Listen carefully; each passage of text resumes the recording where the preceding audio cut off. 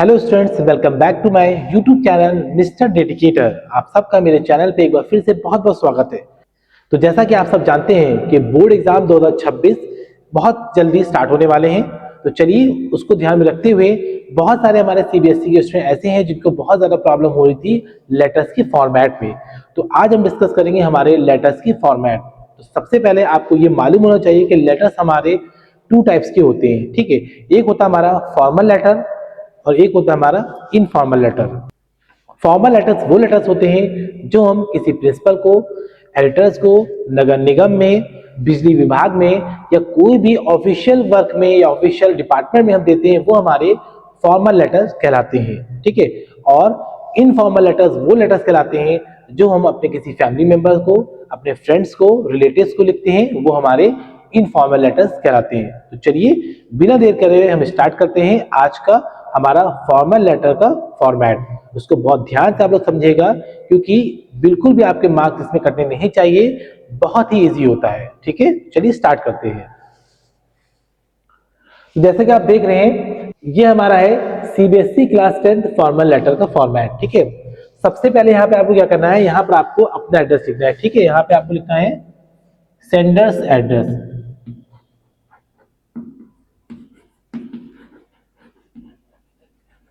ठीक है। सबसे पहले आपको यहाँ सेंडर्स एड्रेस लिखना है और एड्रेस आपका बस 2 से 3 लाइन में होना चाहिए, बहुत ज्यादा लेंथी एड्रेस नहीं होना चाहिए। तो जैसे कि मैंने यहाँ पे लिख दिया 13 डेडिकेटर विला, सेक्टर 12, एलडीए लखनऊ, ठीक है।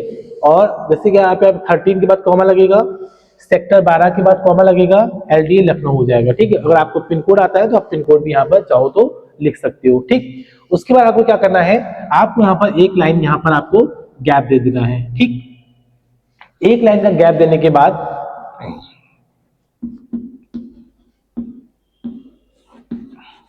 ठीक, एक लाइन का गैप देने के बाद आपको फिर क्या करनी है, जिस डेट पे आप लेटर लिख रहे हो उस डेट को आपको यहाँ पर मेंशन करना है, ठीक है। और डेट कैसे लिखी जाएगी, सीबीएसई में और आईएससी में, ठीक है। डेट का पैटर्न क्या है, थोड़ा सा अलग है। तो सीबीएसई में क्या होता है कि पहले मंथ का जो नेम होता है वो लिखा जाता है, जैसे कि February 2, 2026, ठीक। और उसके बाद आप फिर क्या करोगे, यहाँ पर एक लाइन गैप दे दोगे,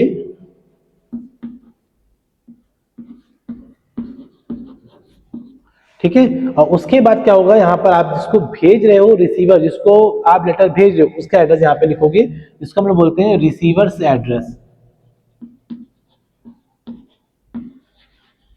रिसीवर्स एड्रेस, ठीक है। और रिसीवर एड्रेस आप लिखने के बाद फिर आप क्या करोगे, एक लाइन गैप करोगे यहां पर भी,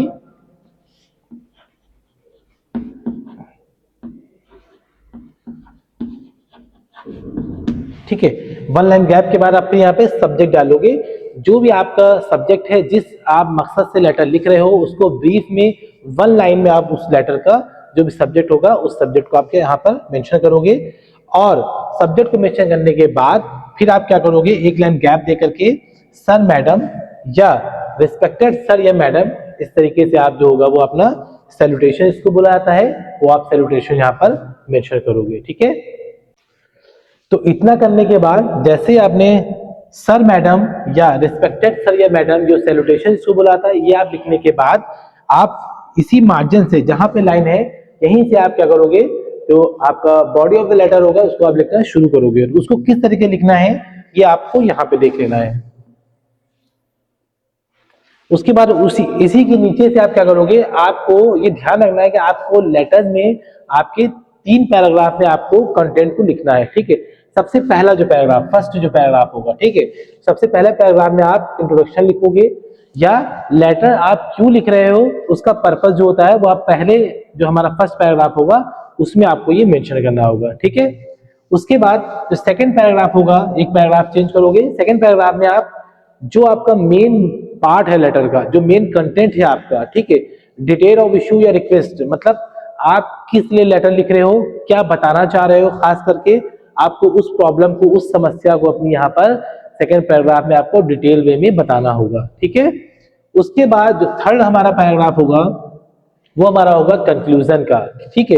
इसमें व्हाट यू एक्सपेक्ट, मतलब आप क्या एक्सपेक्ट कर रहे हो अपने लेटर के माध्यम से, ठीक है। तो आपको वहां पे एंडिंग जो होगा, जिसको हम लोग कंक्लूजन बोलते हैं, वो आपको थर्ड पैराग्राफ में 2-3 लाइंस में आपको लिखना होगा, ठीक। और उसके बाद आप लिखोगे योर सिंसियरली। योर सिंसियरली के बाद आप यहाँ पर अपना फुल नेम मेंशन करोगे, जैसे मैंने यहाँ पर अर्श सिद्दीकी लिख दिया, तो आपको भी इस तरीके से नाम यहाँ पर मेंशन कर लेना है। और इस तरीके से आपको जो पूरा फॉर्मल लेटर होगा वो आपका हो जाएगा तैयार, और आपको फुल मार्क्स अपने एग्जाम के थ्रू मिल जाएंगे, ठीक है।